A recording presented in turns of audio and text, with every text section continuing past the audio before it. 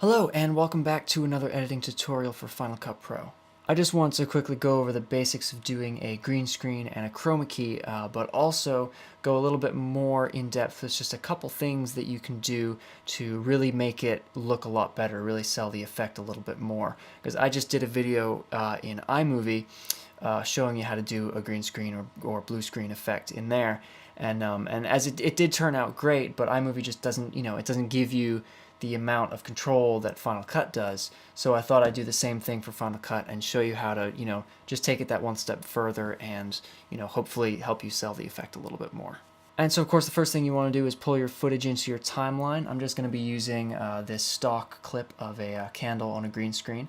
And I'm going to be keying this into this picture of just sort of a warmly lit, cozy sort of room. So the first thing you do is you take your shot that has either the green screen or the blue screen, whatever you want to key out, and you just pull that up and put that on top of whatever you want to replace that green or the blue with. So next thing you want to do is come down here to the bottom right and open up your effects browser, and once you're in here, just come down to the search panel and type in key.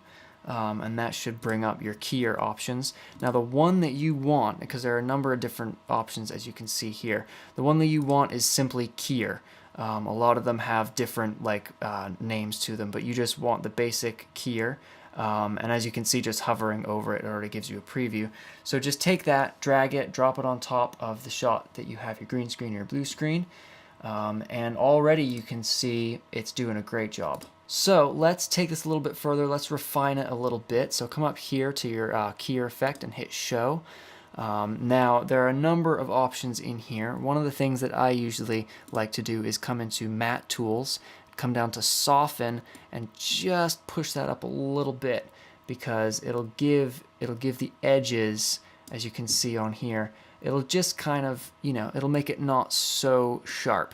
Now one thing you're probably noticing is you're getting this kind of artifacting on the corners of your frame, this white sort of spill, and that is kind of a side effect of using the soften.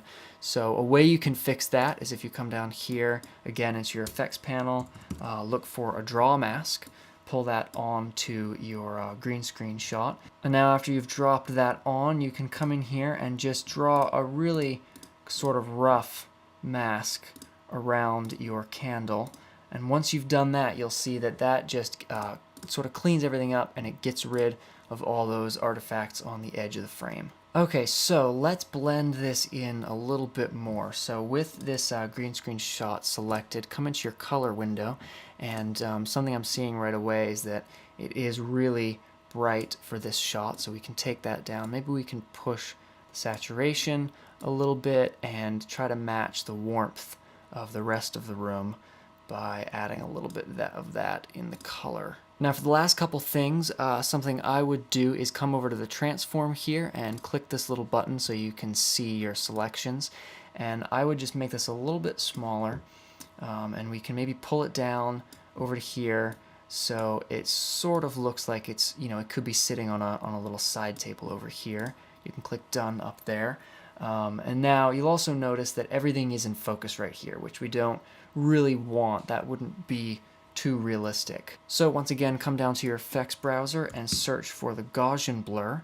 Now you can take this, drop it onto the green screen shot, and of course, that is much too much. So come up to the amount and we can just turn that down, and that will just kind of blend it a little bit further. So it can, it can kind of look like it is the background that's in focus, and this is just sitting in the foreground. And then this is also really bright for being in such a dark room. The candle is just very, it's really white. So come back into your color, go to your exposure, and just pull that down. We don't want to go too far, but if you just pull it down a little bit, and that's pretty good. And of course, we don't have much to work with here, but it's just a way of selling it a little bit more than, the effect that we got in iMovie.